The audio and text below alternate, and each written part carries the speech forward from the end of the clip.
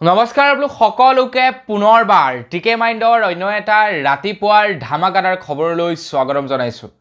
অন্য দিনাৰ দৰে আজিও আপোনালোকৰ কাৰণে দেশ বিদেশৰ লগতে বহুকেইটা ইনফৰমেটিভ খবৰ লৈ আহিছো এইটো ভিডিঅ'তে। তো শেষলৈকে চাই থাকিব। পলিটিকেল জগতৰ লগত জড়িত খবৰ, বিভিন্ন চৰকাৰী আঁচনিৰ খবৰ সকলোবিলাক একেলগতে কম্বাইন কৰি আপোনালোকৰ কাৰণে আজিৰ এইটো ভিডিঅ'তে লৈ আহিছো। আৰু ভিডিঅ'টো আৰম্ভ কৰাৰ আগতে এটা সৰুকৈ ৰিকুৱেষ্ট কৰিব বিচাৰো, যদি আপোনালোকৰ ভিডিঅ'টো চাই খুবেই ভাল লাগে তেন্তে আপোনালোকে লাইক এটা কৰি থৈ যাবলৈ একেবাৰে নাপাহৰিব।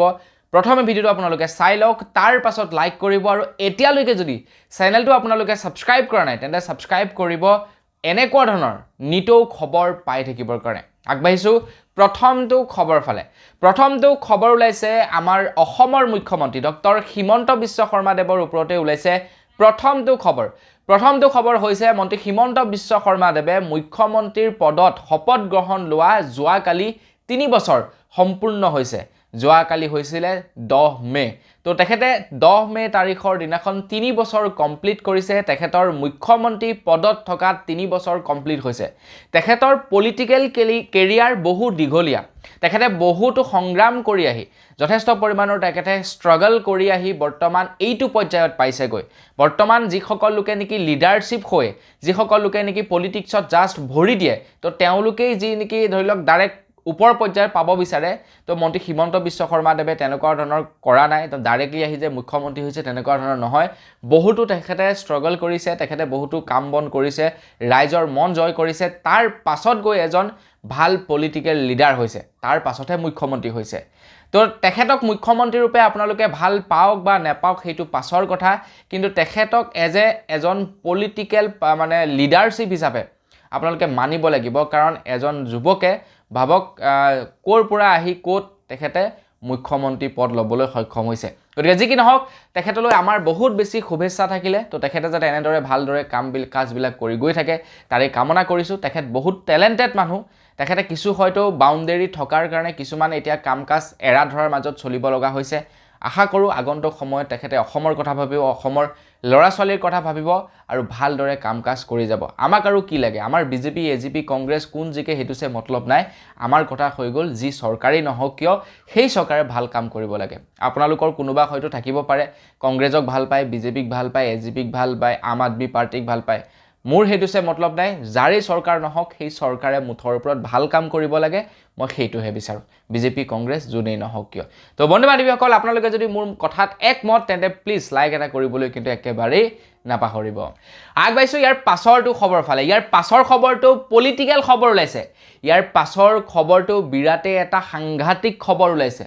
তো যেতিয়াই নেকি ধৰি লওক নিৰ্বাচনী প্ৰচাৰ চলায় বিভিন্ন দল সংগঠনসমূহে, তেতিয়া বিৰোধী পাৰ্টিসমূহৰ ওপৰত যা তা কথা কৈ দিয়ে, যা তা এলিগ্ৰেশ্যন লগাই দিয়ে, যি টি কৈ দিয়ে।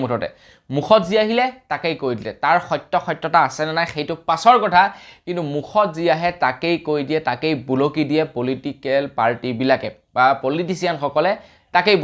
বুলকি দিয়ে। আমি প্ৰধানমন্ত্ৰী নৰেন্দ্ৰ মোদীৰ ক্ষেত্ৰতো তেনেকুৱাই দেখোঁ, আমি অমিত শ্বাহ ডাঙৰীয়াৰ ক্ষেত্ৰতো তেনেকুৱাই দেখোঁ, বা অন্যান্য যিমানবিলাক লিডাৰ আছে তেওঁলোকৰ মুখতো আমি ঠিক তেনেকুৱাই দেখোঁ। তেওঁলোকৰ মুখত যি আহে হয়তো চাগে তাকেই কৈ দিয়ে, কোনো সত্যতা নিৰূপণ কৰি নাচায়। এতিয়া বন্ধু বান্ধৱীসকল, বৰ্তমান সময়ত নিৰ্বাচনৰ যিহেতু প্ৰচাৰ চলাই আছে, তো নিৰ্বাচনৰ প্ৰচাৰ চলাই থকাৰ সময়ত কংগ্ৰেছে আকৌ বিজেপিৰ ওপৰত যিকোনো ধৰণৰ আৰোপ লগাইছে, এইফালে বিজেপিয়ে আকৌ কংগ্ৰেছৰ ওপৰত যিকোনো ধৰণৰ আৰোপ লগাইছে। এতিয়া এজন পূৰ্ব ন্যায়াধীশ আৰু বৰ্তমান এজন সাংবাদিকে মুকলি বিতৰ্কৰ মাজলৈ আহিবৰ কাৰণে প্ৰধানমন্ত্ৰী নৰেন্দ্ৰ মোদী ডাঙৰীয়া আৰু ৰাহুল গান্ধীক দুয়োজনকে প্ৰত্যাহ্বান জনাইছে। মানে একেখন মঞ্চতে দুয়োজন সন্মুখত থাকিব আৰু সেই ন্যায়াধীশজনে তেওঁলোকক প্ৰশ্ন কৰিব, তাৰ উত্তৰ দিব লাগিব দুয়োজনে। তো ইমানটো বাৰু সাহস আছেনে ৰাহুল গান্ধীৰ? ইমানটো সাহস আছেনে বাৰু প্ৰধানমন্ত্ৰীগৰাকীৰ? আছে জানো সাহস? আপোনালোকে কি ক'ব কমেণ্ট বক্সত লিখি থৈ যাব। মোৰ মতে তেওঁলোকৰ সাহস নাই। যোনেই নহওক, যি পলিটিচিয়ান মানে লিডাৰেই নহওক কিয়, এনেকৈ মুকলিকৈ আহি বিতৰ্কত ভাগ ল'বৰ কাৰণে মোৰ মতে সাহস নাথাকিব চাগে তেওঁলোকৰ। কাৰণ প্ৰত্যেকেই কিবা নহয় কিবা অতীতত বেয়া কাম কৰি আহিছে। গতিকে সেইবিলাকৰ তেওঁলোকে সন্মুখীন হ'ব লাগিব, আৰু সেইবিলাক যদি সন্মুখীন হয় নিৰ্বাচনৰ সময়ত তেওঁলোকৰ ইমেজটো বহুতেই বেয়া হৈ পৰিব। আগবাইছোঁ ইয়াৰ পাছৰটো খবৰ ফালে। ইয়াৰ পাছৰ খবৰটো ওলাইছে CAAৰ ওপৰত। বৰ্তমান আমাৰ ভাৰতবৰ্ষত কাখন সম্পূৰ্ণৰূপে লাগু কৰি দিলে সেইটো সম্পৰ্কে হয়তো আপোনালোকে জানে। আমাৰ অসমৰ 4জনকৈ যুৱক শ্বহীদ হ'ল, তাৰ পাছতো কাখন বলবৎ কৰিলে ভাৰতবৰ্ষত। মই আপোনালোকক পূৰ্বৰ খবৰত জনাইছিলোঁ যে কাখন বলবৎ হোৱাৰ পাছত এতিয়া প্ৰায় 5 লাখতকৈও অধিক বিদেশী আমাৰ অসমত লোকসভা নিৰ্বাচনৰ পাছতেই নাগৰিকত্ব প্ৰদান কৰিব। মই আপোনালোকক ইয়াৰ সন্দৰ্ভত এটা খবৰত জনাইছিলোঁ। তো চিন্তা কৰিব নালাগে, আমাৰ এই আলহী আহিব, আমাৰ অসমৰ মানুহ বাঢ়িব, এনে ইমানখিনি ধৰি লওক আনএমপ্লয়মেণ্ট আছে আৰু 5 লাখ বাঢ়িব, সেইটোনো কি ডাঙৰ কথাটো নহয় জানো। সেইটো বাৰু বাদ দিছিলোঁ। এতিয়া কাখনক কংগ্ৰেছ পাৰ্টীয়ে কৈছে যদি তেওঁলোকৰ চৰকাৰ হয় তেওঁলোকে কাখন গোটেই ভাৰতবৰ্ষৰ পৰা আঁতৰাই দিব বুলি জনাইছে। এতিয়া অমিত শ্বাহ ডাঙৰীয়াই কৈছে, অমিত শ্বাহ ডাঙৰীয়াই ৰাহুল গান্ধীক প্ৰত্যুত্তৰ দি কৈছে যে ৰাহুল গান্ধীটো বাদেই ৰাহুল গান্ধীৰ আইতাকো যদি স্বৰ্গৰ পৰা নামি আহে তাৰ পাছতো বোলে কাখনক আঁতৰাব নোৱাৰে বুলি জনাইছে ভাৰতবৰ্ষৰ পৰা। আৰু একাংশ লোকে এইটো ছাপোৰ্ট কৰিছে।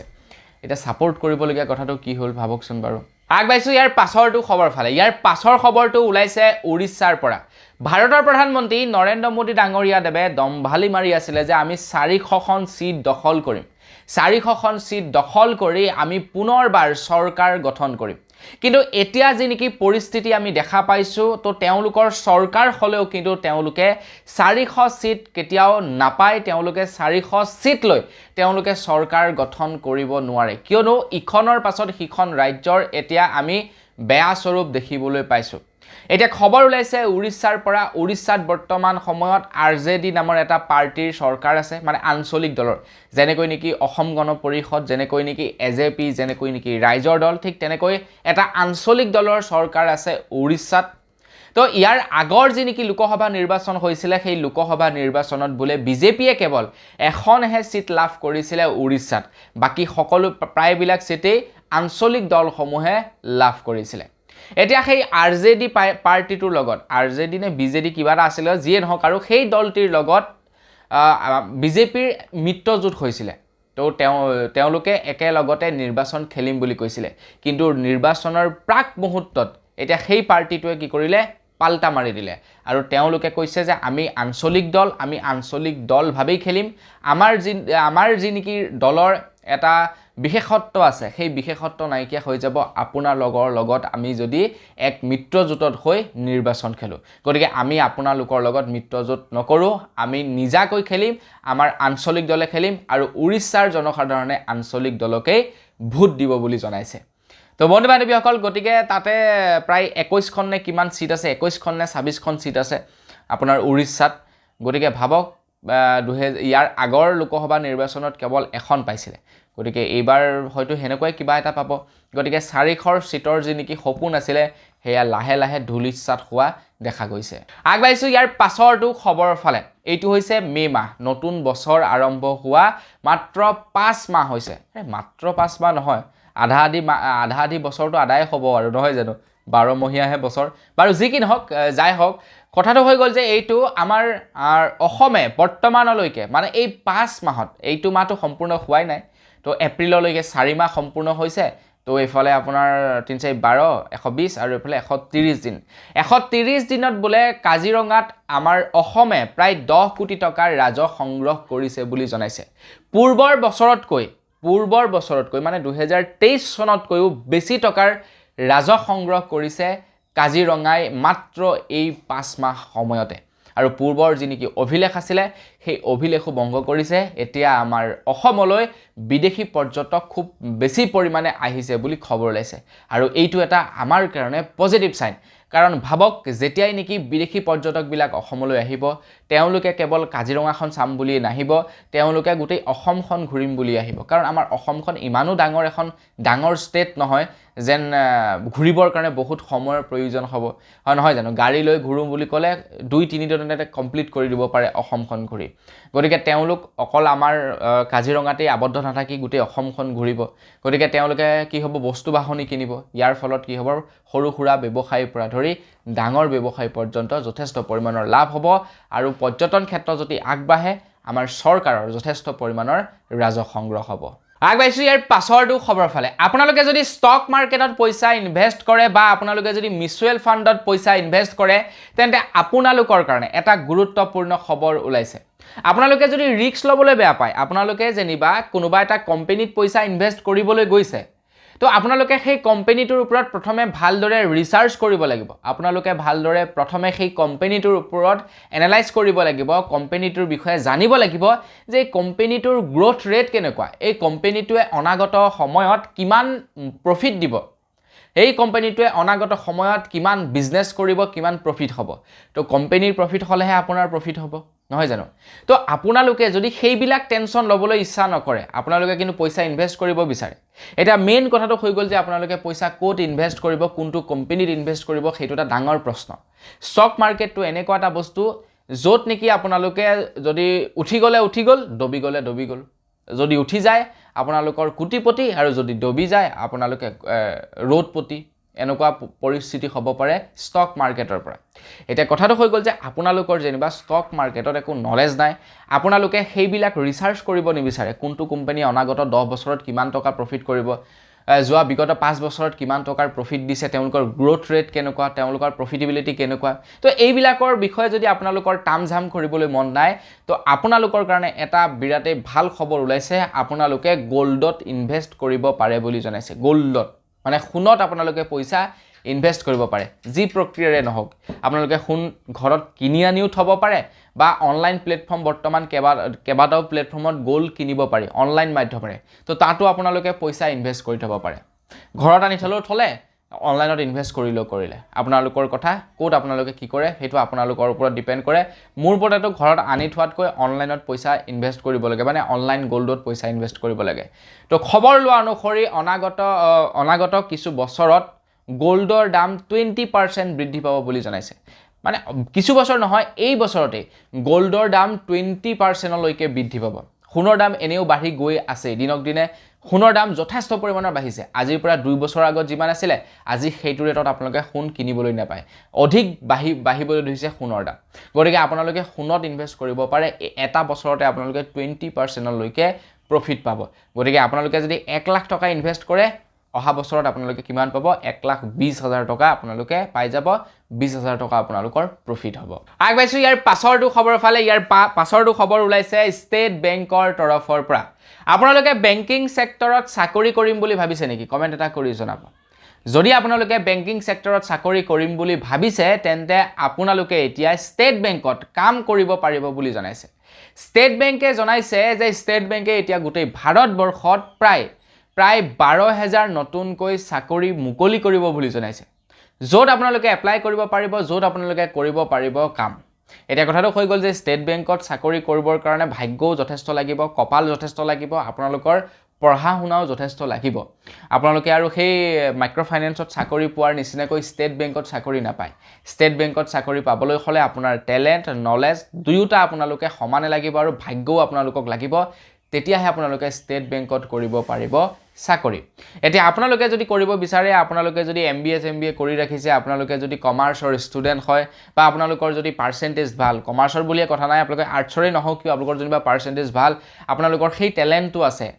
আপোনালোকে এক্সামিনেশ্যন ক্ৰেক কৰা বা আপোনালোকে ইন্টাৰভিউ ক্ৰেক কৰাৰ যদি সেই আপোনালোকৰ টেলেণ্ট কোন আছে সেই কোন নলেজ আছে তো আপোনালোকে প্ৰিপাৰেচন চলাব পাৰে ষ্টেট বেংকৰ চাকৰিৰ কাৰণে এটা সৰকাৰি চাকৰিয়ালৰ দৰমহাতকৈ কিন্তু ষ্টেট বেংকৰ চাকৰিয়ালৰ দৰমহা বহু গুণে ভাল যথেষ্ট পৰিমাণৰ দৰমহা দিয়ে ষ্টেট বেংকে গতিকে এইটোটা আপোনালোকৰ কাৰণে মানে গোল্ড অপৰচুনিটি বুলি ক'ব লাগিব ষ্টেট বেংকৰ চাকৰি তো আপোনালোকে প্ৰিপাৰেচন চলাই থাকক যেতিয়াই পদসমূহ মুকলি হয় মই আপোনালোকক বাৰু জনাই দিম আৰু এইখিনিতে আপোনালোকক এটা ৰিকুৱেষ্ট আপোনালোকৰ কোনোবাই যদি ষ্টেট বেংকত চাকৰি পায় অনাগত সময়ত বা কোনোবাই যদি ষ্টেট বেংকত চাকৰি কৰে মোৰ মানে বিশ্বাস আপোনালোকৰ কোনোবাই নহয় কোনোবাই ষ্টেট বেংকত চাকৰি কৰে কাৰণ মোৰ ভিডিঅ'বিলাক অলপমান বয়সস্থ মানুহবিলাকে চায় টিচাৰ সকলে চায় তাৰ লগে লগে আপোনালোকৰ ডাঙৰ মানে বয়সস্থ যিবিলাক মানুহ আছে তো তেওঁলোকে চায় শিক্ষিত মানুহ সকলেও চায় তো গতিকে আপোনালোকলৈ এটা ৰিকুৱেষ্ট আপোনালোকে যদি ইন ফিউচাৰ কেনেবাকৈ যদি ষ্টেট বেংকত কাম পায় বা আপোনালোকে যদি কৰি আছে তেন্তে প্লিজ আপোনালোকে আপোনালোকৰ বিহেভিয়াৰটো অকণমান ঠিক কৰিব কাষ্টমাৰৰ লগত তো এনেকুৱা লাগে যেন মানে কি ক'ম আৰু যেন ভিক্ষা খুজিবলৈহে গৈছোঁ আগবাইছোঁ ইয়াৰ পাছৰটো খবৰ ফালে ইয়াৰ পাছৰ খবৰটো ওলাইছে GSTৰ ওপৰত আজিকালি যেতিয়াই নেকি আপোনালোকে কিবা এটা বস্তু কিনে সৰুতকৈও সৰু বস্তু এটা কিনে তেতিয়া তাত GST ইনক্লুড হৈ যায় মই যে ঘড়ীটো ধৰি লওক পিন্ধি আছোঁ এই ঘড়ীটোৰ দাম বাৰু বেছি নহয় 1500 নে কিমান টকা কিন্তু এই ঘড়ীটোৰ একচুৱেল দামটো কিন্তু 1500 টকা নহয় এই ঘড়ীটোৰ একচুৱেল দাম সাপোজ যদি GST নাথাকিলেহেঁতেন মই চাগে এই ঘড়ীটো 1200 বা 1300 টকাৰ ভিতৰত পাই গ'লোহেঁতেন GST যেহেতু লাগি গ'ল তাৰ কাৰণে এই ঘড়ীটোৰ দাম হৈ গ'ল 1500 টকা তো এনেকৈ প্ৰত্যেকবিধ বস্তুতে আমি ব্যৱহাৰ কৰি থকা নিতৌ ব্যৱহাৰ কৰি থকা প্ৰত্যেকবিধ বস্তুতে GST আজিকালি লাগু হৈ গ'ল আৰু GST লাগু হোৱাৰ কাৰণে এতিয়া প্ৰত্যেকবিধ বস্তুতে আমি 18% বেছিকৈ দাম ভৰিব লাগে আগতে যিবিলাক দেখি ধৰি লওক দোকানী থাকে তেওঁলোকে খুব বেছি খালে 10% তেওঁলোকে কমিশন খায় চৰকাৰৰ ধৰি লওক 4% মান তেওঁলোকে চৰকাৰে আগতে ভেট টেক্স লয় বাকি যিবিলাক নেকি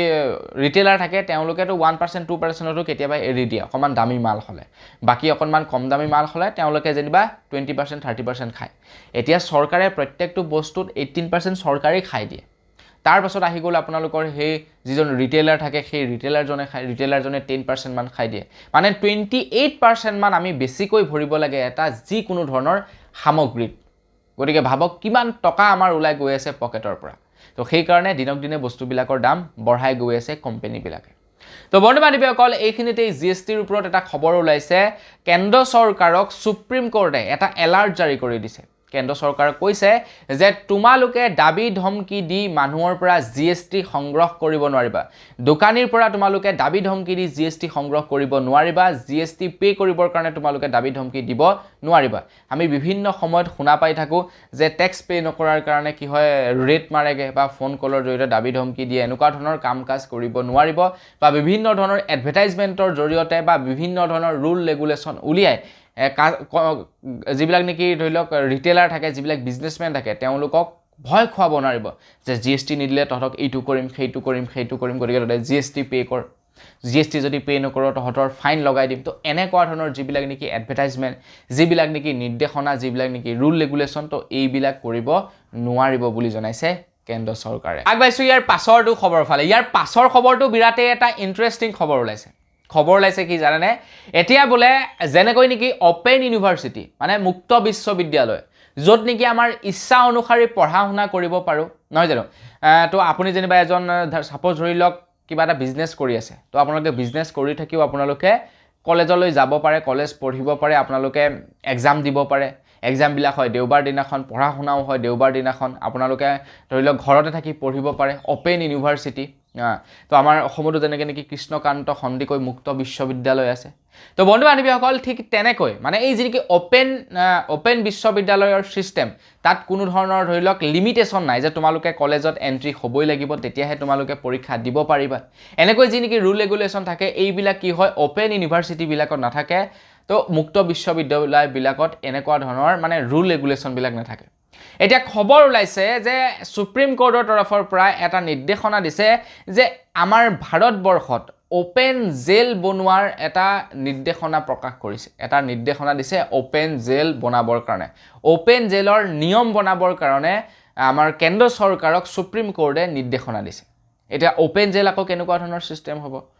তো ওপেন জেলটো সিস্টেমটো এনেকুৱা হ'ব সাপোজ কোনোবা এজন ব্যক্তিক যেনিবা 10 বছৰ কাৰাদণ্ড দিছে 10 বছৰ কাৰাদণ্ড দিছে তো তেখেতে কি কৰিব পাৰিব দিনত কামকাজ কৰি ফুৰিব পাৰিব বাহিৰত আৰু ৰাতি তেখেতে কি হ'ব লাগিব জেলত হাজিৰ হ'ব লাগিব তো এইটো কয় ওপেন জেল তো এনেকুৱা ধৰণৰ কৰিলে বলে যিজন নেকি ব্যক্তি সেই ব্যক্তিজন মানসিকভাৱে ফ্ৰী থাকিব পাৰিব শাৰীৰিকভাৱে তো ফিট হ'বই কাৰণ কামকাজ কৰি থাকিব লগতে মানসিকভাৱেও ফিট হ'ব পাৰিব কাৰণ তেখেতে জেলত সোমাই আছে এটা ষ্ট্ৰেছ লৈ ভুগি আছে যে মই জেলত সোমাই আছো মোৰ ঘৰখন কি হৈছে মোৰ ল'ৰা ছোৱালীবিলাকৰ কি হৈছে ল'ৰা ছোৱালীকিটা কি খাইছে কি বইছে মোৰ মানুহজনীৰ কি হৈছে এটা মানসিক প্ৰেছাৰত ভুগি যায় লগতে সেই মানুহঘৰো এটা মানসিক মানে এটা বেয়া দিশৰ ফালে গতি কৰে কাৰণ তেওঁলোকৰ উপাৰ্জন কৰা মানুহজনে গৈ জেলত সোমাই আছে কি হৈছে কি নাই হোৱা তেওঁলোকৰ চিন্তা আহি যায় তো সেই কাৰণে সুপ্ৰিম কোৰ্টে ৰায় দিছে এটা মানে ভাল কথা কৈছে যে ওপেন জেলৰ নিৰ্মাণ কৰিব লাগে যাতে যি সকল লোকক নেকি দীৰ্ঘকালীনভাৱে জেল প্ৰদান কৰা হয় তো তেওঁলোকে যাতে এটলিষ্ট দিনত গৈ কাম কৰিব পাৰে ৰাতি যাতে তেওঁলোকে নিজেই জেললৈ গুচি আহে তেনেকুৱা ধৰণৰ অপেন জেল বনাবলৈ দিছে এটা দেখা যাওক কেন্দ্ৰৰ ফালৰ পৰা কেনেকুৱা ধৰণৰ ডিসিশন লয় এই সন্দৰ্ভত আগবাইছো ইয়াৰ পাছৰটো খবৰ ফালে ইয়াৰ পাছৰ খবৰটো ওলাইছে কেদাৰনাথৰ ওপৰত এতিয়া প্ৰায়বিলাক ব্লগাৰে কেদাৰনাথ যাত্ৰা কৰিবলৈ যাব আপোনালোকৰো হয়তো কেদাৰনাথ যাবৰ কাৰণে ইচ্ছা আছে কিন্তু কেদাৰনাথলৈ সকলো সময়তে যাব নোৱাৰে কিয়নো কেদাৰনাথৰ দুৱাৰ ছমাহ খোলা থাকে কেদাৰনাথৰ দুৱাৰ ছমাহ বন্ধ থাকে ছমাহ যাব পাৰে ছমাহ বন্ধ থাকে কিয়নো ছমাহ বহুতেই বৰফ পৰে তাত যাৰ কাৰণে নেকি সম্পূৰ্ণৰূপে কেদাৰনাথৰ যাত্ৰা বন্ধ কৰি থোৱা যায় তো এতিয়া খবৰ ওলাইছে তো আপোনালোকে যদি কেদাৰনাথলৈ যাব বিচাৰে কেদাৰনাথৰ দুৱাৰ যোৱাকালিৰে পৰা খুলি দিছে বুলি খবৰ ওলাইছে আৰু ওপেনিং সেৰিমনিৰ দিনাখনে ওপেনিং সেৰিমনি নহব আই থিংক তো যি কি নহওক প্ৰথম যিদিনাখন খুলিছে সেই প্ৰথম খোলা দিনাখনে প্ৰায় 20 কুইণ্টেল ফুলেৰে গোটেই কেদাৰনাথখন সজাই পৰাই তুলিছে বুলি খবৰ ওলাইছে গতিকে আপোনালোকেও যদি যাব বিচাৰে কেদাৰনাথলৈ তো এতিয়া আপোনালোকে বিন্দাস যাব পাৰে 6 মাহ দিন কেদাৰনাথ যাত্ৰা খোলা থাকিব তো আপোনালোকৰ যদি শৰীৰ ভালে আছে শৰীৰ যদি ফিট হৈ আছে আপোনালোকে যদি খুজকাঢ়ি যাব পাৰিব কেদাৰনাথলৈ তেন্তে আপোনালোকে যাব পাৰে কাৰণ কেদাৰনাথৰ যাত্ৰা কিন্তু সহজ নহয় আগবাইছো ইয়াৰ পাছৰটো খবৰ ফালে ইয়াৰ পাছৰ খবৰটো ওলাইছে আম আদমি পাৰ্টিৰ ওপৰত আম আদমি পাৰ্টিৰ কাৰণে এটা খুবেই ভাল খবৰ ওলাইছে আম আদমি পাৰ্টিৰ অৰবিন্দ কেজৰিৱালে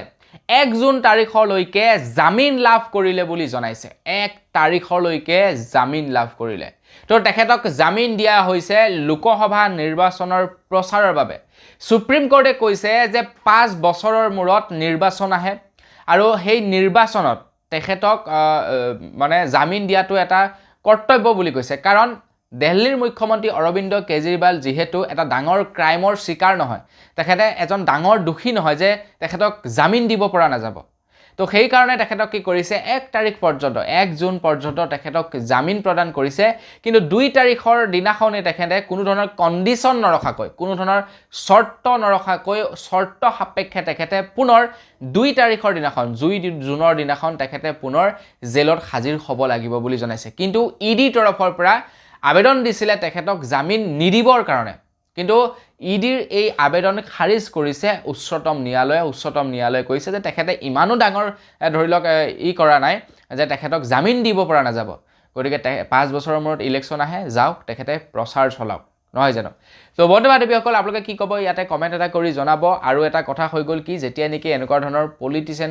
পলিটিচিয়ানসকলক জেললৈ নিয়ে তেখেতলোকক জেলৰ পৰা যেতিয়া নেকি জামিন দিয়ে তেখেতক কিছুমান ৰুল ৰেগুলেশ্যন বান্ধি দিয়ে টাৰ্ম এণ্ড কণ্ডিশ্যন বান্ধি দিয়ে যে তুমি ইমান দূৰলৈ যাব নোৱাৰিবা সিমান দূৰলৈ যাব নোৱাৰিবা আমুকটো কৰিব নোৱাৰিবা তামুকটো কৰিব নোৱাৰিবা এইবিলাক তেওঁলোকৰ ওপৰত ৰুল ৰেগুলেশ্যন বান্ধি দিয়ে কিন্তু খবৰ লোৱা অনুসৰি তেখেতৰ ওপৰত তেনেকুৱা ধৰণৰ একো ৰুল ৰেগুলেশ্যন নাই তেখেতে য'ত মন যায় তাতেই যাব পাৰিব তেখেতে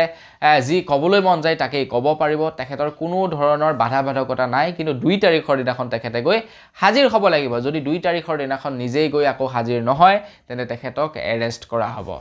আগবাইছো ইয়াৰ পাছৰটো খবৰ ফালে আমাৰ অসমত এটা এতিয়া বেয়া খবৰ ওলাইছে আমাৰ অসমবাসীৰ কাৰণে এটা বেয়া খবৰ ওলাইছে আমাৰ অসমত এতিয়া ক'ৰ পৰা জানো এক প্ৰকাৰৰ পোক আহিছে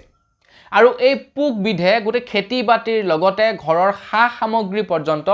নষ্ট কৰি দিছে বুলি খবৰ ওলাইছে বিভিন্ন জায়গাৰ পৰা বিভিন্ন ধৰণৰ ভিডিঅ' ভাইৰেল হৈছে বৰ্তমান সময়ত সোশ্যাল মিডিয়াত সেই পোকবিধ মানে এটা দুটাকৈ নাহে এনেকুৱা ৰকমত আহে গোটেই একদম মানে ঘৰখন ভৰি যায় গোটেই ঘৰৰ বস্তু ভৰি যায় গোটেই ধ্বংস কৰি পেলাই সেই পোকবিধে ক'ৰ পৰা কেনেকৈ কি প্ৰকাৰে আহিলে এতিয়ালৈকে বিজ্ঞানীসকলে ধৰিব পৰা নাই বুলি জানিছে কিন্তু আমাৰ অসমৰ কৃষি বিজ্ঞানীসকলে মানে কৃষি গৱেষকসকলে তো তাৰ চেম্পুল নিছে বুলি জনাইছে তো সেই পোকবিলাকৰ চেম্পুল পোকবিলাকে য'ত থাকে তাৰ চেম্পুল সববিলাক কালেক্ট কৰিছে তেতিয়া গম পাব যে মানে এই পোকবিধ একচুৱেলি হয় কি এই পোকবিধে কেনেকুৱা ধৰণৰ ক্ষতি কৰিব পাৰে ইয়াৰ ফলত মানুহৰ কিবা ক্ষতি হ'ব নেকি ইয়াৰ পৰা মানুহৰ বেমাৰ আজাৰ সৃষ্টি হ'ব নেকি ক'ৰ পৰা আহিছে কেনেকৈ আহিলে এইবিলাক এতিয়া গৱেষকসকলে গৱেষণা কৰিব বুলি জনাইছে তাৰ পাছত আমি গম পাম যে কি হৈছে একচুৱেলি ঘটনাটো তো ভাবকচোন বাৰু কেনেকুৱা ধৰণৰ কি বিলাক আহি থাকে তো যোৱা বছৰ নেকি আই থিংক তামুলী ফৰিং আহিছিলে ক'ৰ পৰা জানো তামুলী ফৰিং আহিছিলে গোটেই আপোনাৰ খেতি বাতি ধ্বংস কৰি পেলাইছিলে এইবাৰ আকৌ আহিছে তেনেকুৱা ধৰণৰ সৰু সৰু পোকবিলাক আগবাইছোঁ ইয়াৰ পাছৰটো খবৰ ফালে ইয়াৰ পাছৰ খবৰটো ওলাইছে আধাৰ কাৰ্ড থকা সকলৰ কাৰণে আপোনালোকৰ বাৰু আধাৰ কাৰ্ড আছে নে নাই কমেণ্ট এটা কৰি জনাব আধাৰ কাৰ্ড থকা লোকসকলৰ কাৰণে এটা ভাল খবৰ ওলাইছে এতিয়া কেৱল তেওঁলোকে আধাৰ কাৰ্ডখন দিয়ে এটা লোন পাই যাব বুলি জনাইছে কিন্তু তাৰ কাৰণে আপোনালোকক সিবিল স্কোৰ ভাল লাগিব আপোনালোকৰ যি বেংকতে আধাৰ কাৰ্ডখন লিংক হৈ আছে তো সেই বেংকটোতে আপোনালোকে আধাৰ কাৰ্ডৰ জৰিয়তে লব পাৰিব এটা 50,000 টকীয়া লোন যেটো লোন হৈছে আধাৰ বেসড লোন তো তাৰ কাৰণে আপোনালোকক আধাৰ কাৰ্ডৰ লগত যেটো মোবাইল নাম্বাৰ সংযোগ হৈ আছে তো যেটো নম্বৰত নেকি আপোনালোকৰ আধাৰ কাৰ্ডৰ ওটিপি যায় সেই নাম্বাৰটোৰ প্ৰয়োজন হ'ব তো সেই নাম্বাৰটো যদি আপোনালোকৰ থাকে তেন্তে আপোনালোকে যি কোনো বেংকত আপোনাৰ যি বেংকতে আধাৰ কাৰ্ডখন সংযোগ হৈ আছে তো সেই বেংকতে আপোনালোকে আধাৰ কাৰ্ড সেই বেংকৰ পৰা আপোনালোকে 50,000 টকাৰ ঋণ লব পাৰিব বুলি জনাইছে এতিয়া ধনী ধনী মানুহবিলাকৰ কাৰণে 50,000 টকাটো একেবাৰে তেনে নগণ্য সামান্য কথা নহয় জানো কিন্তু আমাৰ নিচিনা দুখীয়া শ্ৰেণীৰ বা মিডল ক্লাছ মানুহবিলাকৰ কাৰণে 50,000 টকাটো যথেষ্ট পৰিমাণৰ কাম-কাজ কৰিব পাৰি গতিকে আপোনালোকৰো যদি লোন এটা লব লগা আছে 50,000 টকা মাত্ৰ তেন্তে আপোনালোকৰ যি বেংকত আধাৰ কাৰ্ড লিংক হৈ আছে সেই লিংক হৈ থকা বেংকৰ ৱেবছাইটত গৈ আধাৰ বেস লোনটো লব পাৰিব বুলি জনাইছে তো ইমান এটা ভাল খবৰ দিছো তাৰ কাৰণে প্লিজ কিন্তু লাইক এটা কৰিবলৈ নাপাহৰিব আগবাইছো ইয়াৰ পাছৰটো খবৰ ফালে ইয়াৰ পাছৰ খবৰটো ওলাইছে মৌচুমদাৰ ওপৰত মানে আমাৰ অসমৰ এজন জনপ্ৰিয় আৰু অন্যতম এজন সিঙ্গাৰ মৌচুম গগৈৰ ওপৰত ওলাইছে ইয়াৰ পাছৰটো খবৰ তো মৌচুম গগৈৰ মাতৃ 9 তাৰিখৰ দিনাখন 9 মে তাৰিখৰ দিনাখন তেখেত এই পৃথিৱী ত্যাগ কৰে এটা ষ্ট্ৰোক আহিছিলে বুলি জনাইছে মৌচুম গগৈয়ে তেখেতৰ মাকৰ আৰু যেটো ষ্ট্ৰোক অহাৰ পাছত মাকক ডিব্ৰুগড় মেডিকেল কলেজলৈ লৈ যোৱা হৈছিল মানে অসম মেডিকেল কলেজলৈ লৈ যোৱা হৈছিল কিন্তু তেখেতক বচাব নোৱাৰিলে ষ্ট্ৰোক অহাৰ 3 ঘণ্টা মানৰ পাছতেই তেখেতে শেষ নিশ্বাস ত্যাগ কৰে বুলি জনাইছে তো যি কি নহওক ভগৱানৰ ওচৰত কামনা কৰিছো মৌচুমদাৰ যাতে মাকে তেখেতৰ আত্মাই যাতে চিৰ শান্তি লাভ কৰে আৰু এইখিনিতে এটা খবৰ ওলাইছে যে মৌচুমদাই অনাগত সময়ত যিমানখিনি প্ৰগ্ৰাম কৰিব লগা আছিল তো তেখেতে প্ৰগ্ৰামখিনি বৰ্তমানৰ কাৰণে স্থগিত ৰাখিছে বুলি জনাইছে তো তেখেত যদি মেন্টেলি ফিট হয় তেন্তে তেখেতে প্ৰগ্ৰাম কৰিবলৈ যাব তেখেত যদি মেন্টেলি ফিট হ'ব নোৱাৰে তেন্তে প্ৰগ্ৰাম হয়তো নকৰিবলৈও আছে কিছু দিনলৈকে এটলিষ্ট তেখেতৰ যিখিনি কাম-কাজ আছে কৰ্মভাগ নকৰালৈকে তেখেতে হয়তো প্ৰগ্ৰাম নকৰিবও পাৰে বুলি জনাইছে আশা কৰো তেখেতে যাতে প্ৰগ্ৰামটো কৰক নহয় জানো যিহেতু শিল্পীসকলৰ এইটোৱে তেওঁলোকৰ একমাত্ৰ বৰ্তমান সময়ত উপাৰ্জনৰ পথ হেভি উপাৰ্জনৰ পথ তো তেখেতলোকে গান বাজনা মানে ৰেকৰ্ডিং কৰি গান লিখি আজিকালি ইমান বেছি টকা নাপায় কিন্তু এখন ফাংচন কৰি যথেষ্ট পৰিমাণৰ টকা পায় গতিকে আশা কৰো তেখেতে যাতে সুস্থ হওক মানসিকভাৱে সবল হওক নহয় জানো কাৰণ মানুহ সকলো যাবই লাগিব মানুহ মৰণশীল যিহেতু কোনোবা এজন আগত কোনোবা এজন পাছত হেতুই কথা আৰু বাকি যি কি নহওক মৌচুমদাৰ মাকে যাতে তেখেতৰ আত্মাই চিৰ শান্তি লাভ কৰে তাৰে কামনা কৰিছো আগবাইছো ইয়াৰ পাছৰটো খবৰ ফালে ইয়াৰ পাছৰ খবৰটো ওলাইছে আমাৰ অসমৰ বাইদেউ সকলৰ ওপৰত আমাৰ অসমৰ অৰুণোদয় আঁচনিৰ হিতাধিকাৰী সকলৰ ওপৰত ওলাইছে ইয়াৰ পাছৰটো খবৰ যোৱাকালি আছিলে 10 তাৰিখ অৰ্থাৎ 10 মে আছিলে যোৱাকালি তো যোৱাকালি অৰুণোদয় আঁচনিৰ পইচা আপোনালোকৰ সোমালে নে নাই সোমোৱা কমেন্ট এটা কৰি জনাব অৰুণোদয় আঁচনিৰ পইচা যোৱাকালি ৰিলিজ কৰি দিলে বেলেগ সৰকাৰি চাকৰিয়ালৰ পইচা ৰিলিজ কৰক বা নকৰক বা যিসকল লোকে নেকি সৰকাৰৰ অধীনত কাম কৰি আছে অসম সৰকাৰৰ অধীনত তেওঁলোকৰ পইচা সোমাওক বা নোসোমাওক তেওঁলোকে কেই মাহলৈকে দৰমহা নাই পোৱা সেইটো পাছৰ কথা কিন্তু মেইন কথা হৈ গ'ল হিতাধিকাৰী সকলে সময়মতে পইচা পাবই লাগিব কাৰণ হিতাধিকাৰী সকলেই হৈছে অসম সৰকাৰৰ এটা বৃহৎ ভোট বেংক গতিকে তেওঁলোকক যদি সময়মতে সৰকাৰে টুপ দি নাথাকে ন তো তেতিয়া কি হ'ব সৰকাৰ খহি যোৱাৰ চান্স আছে তো সেই কাৰণে সৰকাৰি চাকৰিয়ালসকলক দৰমহা দৰকাৰ হলে 2 দিন পাছত দিব কিন্তু অৰুণোদয় আঁচনিৰ পইচা প্ৰত্যেক মাহৰ 10 তাৰিখৰ 10 বজাত দিনৰ একদম বেংকৰ একাউণ্টত খসকে সোমাই যাব তো আপোনালোকৰ বেংকৰ একাউণ্টত সোমালে নাই সোমা কমেন্ট এটা কৰি জনাব এইবাৰ কিন্তু নতুন লোকে পোৱা নাই যিসকলে অলৰেডি পাই আছিলে তেওঁলোকে লাভ কৰিছে আগবাইছো ইয়াৰ পাছৰটো খবৰ ফালে ইয়াৰ পাছৰ খবৰটো ওলাইছে আইপিএছ বিষয়া আনন্দ মিশ্ৰ ছাৰৰ ওপৰত আনন্দ মিশ্ৰ ছাৰে অসমত কাম কৰি গৈছে লখিমপুৰ ডিস্ট্ৰিক্টত তেখেতে খুব সুন্দৰকৈ কাম কৰি গৈছে তেখেতৰ এটা নাম আছে আনন্দ মিশ্ৰ ছাৰৰ IPS বিষয়া হিচাপে এতিয়া তেখেতে IPS পদৰ পৰা বাৰু ৰিজাইন কৰিলে ৰিজাইন দিয়াৰ পাছত তেখেতৰ এটা সপোন আছিল তেখেতে বিহাৰৰ পৰা নিৰ্বাচন খেলিব তেখেতে বিহাৰৰ তেখেতৰ যিখিনি কাম-কাজ কৰিব লগা আছে তেখেতে কৰিব মানে তেখেতৰ এটা সপোন আছে তেখেতে দেখিছে যে তেখেতলোকৰ তাতে যি ৰকমে কামটো হ'ব লাগে যিটো পৰ্যায়ত কামটো হ'ব লাগে সেইটো পৰ্যায়ত কামবিলাক হোৱা নাই যিসকল নেকি লিডাৰ থাকে যিসকল নেকি পলিটিচিয়ান থাকে তেওঁলোকে জিকিবৰ সময়ত কেৱল চৰকাৰ মানুহৰ ওচৰত হাত জোৰ কৰে তাৰ পাছত যদি মানুহ যায় তেওঁলোকক চৰ মাৰে মানে এনেকুৱা ধৰণৰ পৰিস্থিতি বিহাৰ বহুত উন্নত হ'বলৈ বাকি আছে বিহাৰখন বহুতে পিছ পৰি আছে বহুতো কাম কৰিব লগা আছে কিন্তু নৱপ্ৰজন্মই এতিয়ালৈকে সেইবিলাক সা সুবিধা পোৱা নাই যিবিলাক পাব লাগে তো এইবিলাক মানে দেখি আনন্দ মিশ্ৰ ছাৰে তেখেতৰ চাকৰি জীৱন ত্যাগ কৰি তেখেতে গৈছে তেখেতে গণত ধৰি লওক নিৰ্বাচন খেলিবৰ কাৰণে গৈছে কিন্তু তেখেতে গৈছিলে কোনোবা এটা পাৰ্টিৰ পৰা মানে বিজেপি পাৰ্টিৰ পৰা টিকট পাম বুলি কিন্তু টিকট নাপালে তেখেতে এতিয়া নিৰ্দলীয়ভাৱে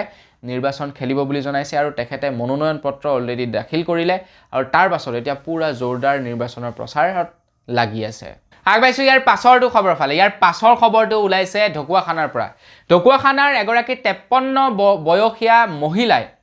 53 বছৰীয়া মহিলাই এইবাৰ হায়াৰ সেকেন্ডাৰী পৰীক্ষাত দ্বিতীয় স্থান লাভ কৰি পাছ কৰিছে বুলি খবৰ ওলাইছে তেখেতে আই থিংক 1987 নে 1983 কিবা এটা কৈছিলে তো তেতিয়াই তেখেতে মেট্ৰিক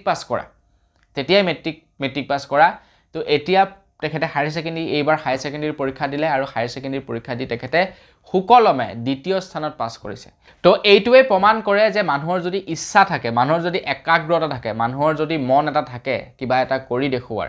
তো মানুহে যিকোনো বয়সতে কৰিব পাৰে বয়সৰ কোনো লিমিটেশন নাই বয়স জাস্ট এ নাম্বাৰ হে নহয় জানো তো সকলো সময়তে সকলোবিলাক কৰিব পাৰে বিশেষকৈ পঢ়া শুনাক বয়সে মোৰ মতে বাধা দিব নোৱাৰে বা পঢ়া শুনাক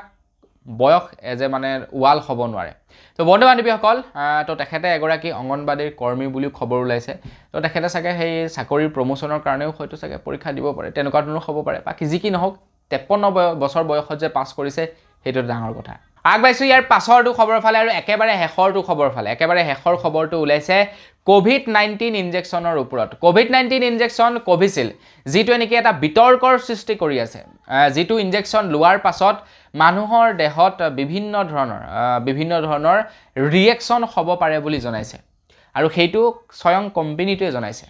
কোম্পানীটোৱে কৈছে যে এই ইনজেকচনটো লোৱাৰ পাছত হাৰ্ট এটেকৰ নিচিনা মাৰাত্মক এটা এটেক আহিব পাৰে বুলি জনাইছে এটা ডাঙৰ সাইড ইফেক্ট হ'ব পাৰে বুলি জনাইছে তো সেই কাৰণে কি হৈছে বৰ্তমান সময়ত গোটেই পৃথিৱী জুৰি যেটো নেকি এষ্ট্ৰজেনিকা কোম্পানী আছিল কোভিচিল্ড ইনজেকচনটো মানে বনাইছিলে তো সেই এষ্ট্ৰজেনিকা কোম্পানীটোৱে যিমান বিলাক ইনজেকচন আছে সব বিলাক তেওঁলোকে এটা ৰিটাৰ্ণ বিচাৰিছে তেওঁলোকে কোভিচিল্ড ইনজেকচন আৰু নিবিকে এটা সেই সময়তে আমাৰ ভাৰতৰ ডক্টৰসকলে পৰামৰ্শ দিছে কেন্দ্ৰ চৰকাৰক যে কেৱল কোভিচিল্ডেই নহয় কোভিচিল্ডৰ লগতে আমাৰ ভাৰতবৰ্ষত যিবিলাক নেকি কোভিড-19ৰ ইনজেকচন দিয়া হৈছিল তো সেই কোভিড-19ৰ ইনজেকচন বিলাকো এতিয়া সেই ইনজেকচন বিলাকৰ ওপৰতো ৰিসাৰ্চ কৰিব লাগে সেই ইনজেকচন বিলাকো এতিয়া পৰীক্ষা নিৰীক্ষা কৰিব পাৰে কি ঠিক সেই ইনজেকচন বিলাকৰ পৰাও যদি তেনেকুৱা ধৰণৰ কিবা এটা মাৰাত্মক বস্তু ওলাই যায় তেন্তে কি হ'ব পাৰে তো সেই কাৰণে তো সেই ইনজেকচনটোৰ ওপৰতো এতিয়া ৰিসাৰ্চ কৰিবলৈ কৈছে তো দেখা যাওক যে কি কৰে কোভিড-19 ইনজেকচনৰ ওপৰত কেন্দ্ৰ চৰকাৰৰ ফালৰ পৰা কিন্তু পলিটিচিয়ান সকলে কোৱা মতে তো একোই নাই আমিও লৈছো গতিকে এলাক ইমান টেনচন নাই মই মৰিছো নেকি এনেকুৱা ধৰণৰ কথাবিলাক কয় পলিটিচিয়ান সকলে আৰু যাই নহওক আজিৰ ভিডিও জনাবলগীয়া খবৰ ইমান কেইটা আছিল খবৰ কেইটা জানি কেনেকুৱা লাগিলে কমেন্ট কৰি জনাব যদি ভাল লাগিলে লাইক এটা কৰিব নাপাহৰিব চেনেল যদি সাবস্ক্ৰাইব কৰা নাই সাবস্ক্ৰাইবটো কৰি ল'ব পুনৰ এটা ভিডিও লগ পোৱাৰ খাতিলে বিৰাম কিছু ধন্যবাদ জয় অসম